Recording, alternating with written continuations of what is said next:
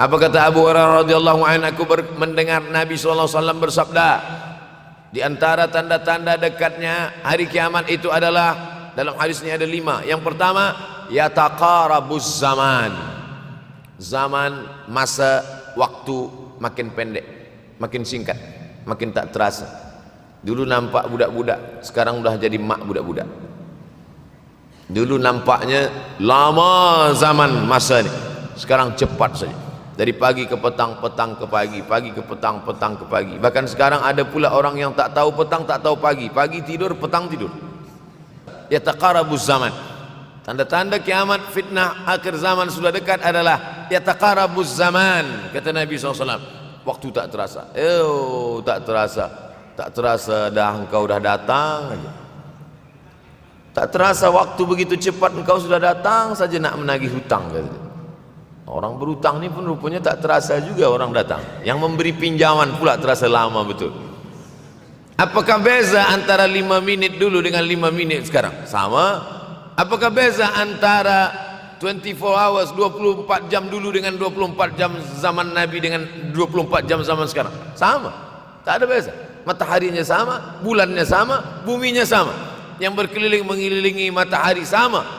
Apa yang membuat berbeza? Apa yang membuat zaman itu yataqarabuz zaman?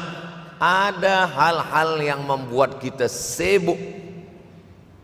Dulu tak ada google.com, dulu tak ada Facebook, dulu tak ada Twitter, dulu tak ada BBM, dulu tak ada Instagram. Sekarang waktu habis. Bila kita tanya orang mana yang lebih lama, 5 minit atau 50 menit, semuanya sepakat mengatakan 50 menit lama, 5 minit kejap. Saya tanya 2 kali, pelajar-pelajar, penuntut-penuntut, mana yang lebih lama, 5 minit atau 50 menit? Semuanya berkata 50 menit lebih lama daripada 5 menit. Lepas tu saya balik, mana yang lebih lama? 5 menit menunggu azan maghrib bulan puasa, 50 menit status FB, Instagram. Oh, lebih lama 5 minit menunggu azan maghrib. 5 minit menunggu azan maghrib bulan puasa macam-macam mati jam. 50 menit hilang waktu tak terasa.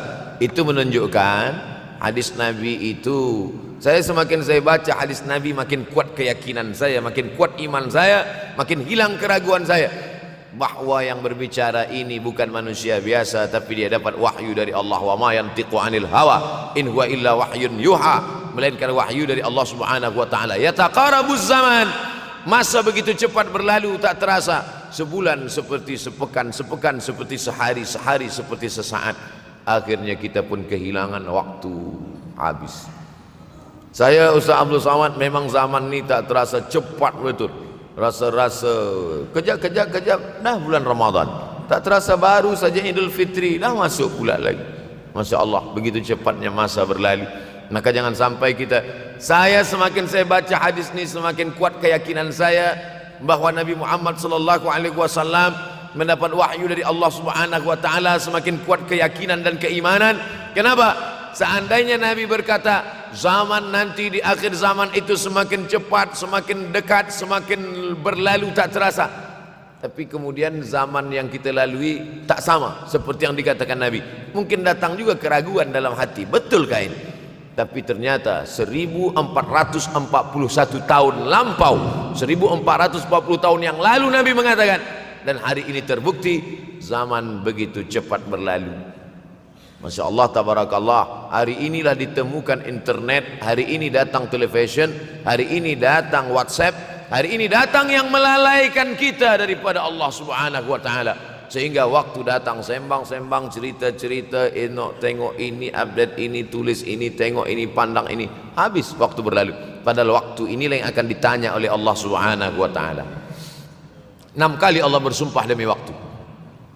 Terbit fajar, wal fajri wa layalin ashr, masuk waktu subuh. Was subhi idza tanaffas, masuk waktu duha. Wad duha wal laili idza saja, masuk waktu siang.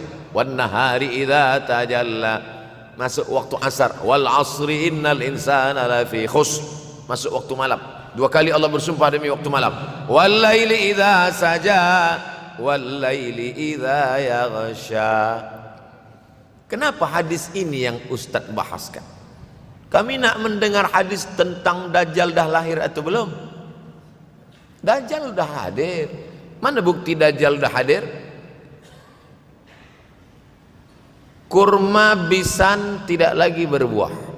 Bila kurma bisan tidak berbuah, Dajjal dah nak datang. Kurma bisan sekarang sudah berkurang, tak berbuah. Lalu kemudian apa lagi? Ain Zughar, mata air dari Ain Zughar sudah kering. Sudah kering. Oleh sebab itu, tapi manakala dulu datang Habib Umar bin Hafiz, saya hadir majlis itu, adalah seorang bertanya, Habib, ya, Imam Mahdi dah lahir atau belum? Saya tengok